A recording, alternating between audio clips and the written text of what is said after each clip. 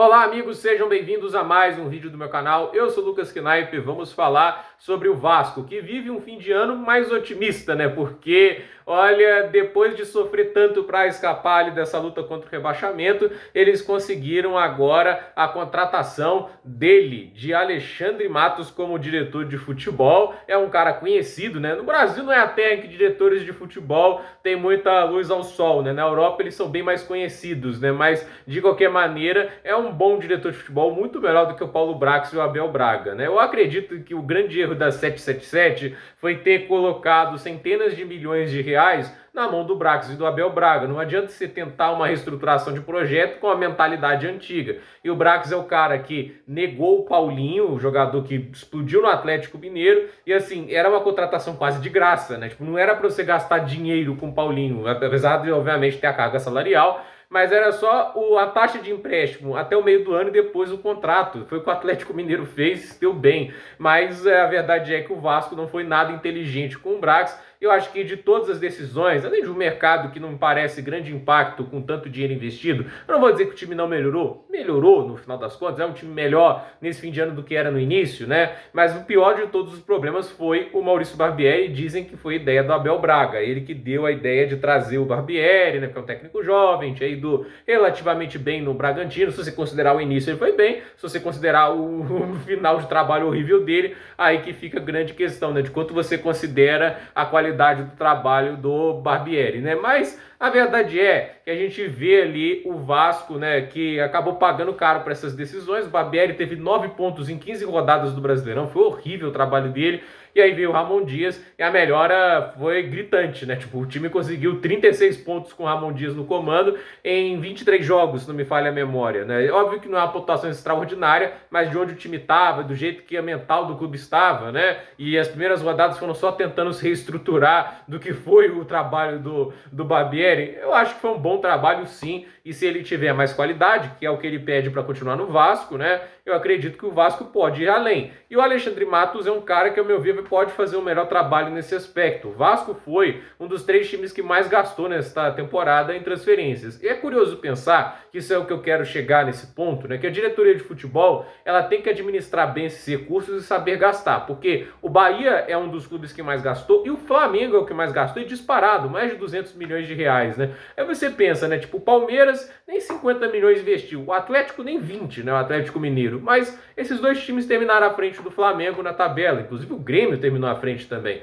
Mas por que eles terminaram? Porque souberam melhor essa questão de negociações. É o valor de um bom diretor de futebol. É aí que você vê um Rodrigo Caetano, né, ele fazendo a diferença, né? Tipo, ele é um cara que soube aproveitar oportunidades de mercado, fazer certas contratações quando teve o orçamento para tal. E a gente está vendo agora um Atlético que está querendo ir atrás de algumas oportunidades, como o Rodrigo Muniz e também um Gustavo Scarpa da vida, né? Pelo menos está sabendo ali o que quer para solucionar os problemas da equipe. O Flamengo gasta 200 milhões e deixa a defesa do jeito que está. Laterais que não tem tanta qualidade, zagueiros ruins e não tem menosprezou completamente. O Vasco até teve um pouco de senso de onde tinha que gastar, mas não soube gastar da maneira adequada. Algumas realmente não dá tanto para jogar. Não acho que o Pedro Raul parecia uma contratação ruim, mas realmente jogou muito mal. Mas outras contratações você vê que não faziam tanto sentido. Eu não acho que o Jair, pela grana que gastaram, era uma contratação tão lógica. Sempre foi um jogador muito irregular. Eu acho que o Vasco tinha que ter sido mais ousado no mercado em alguns aspectos,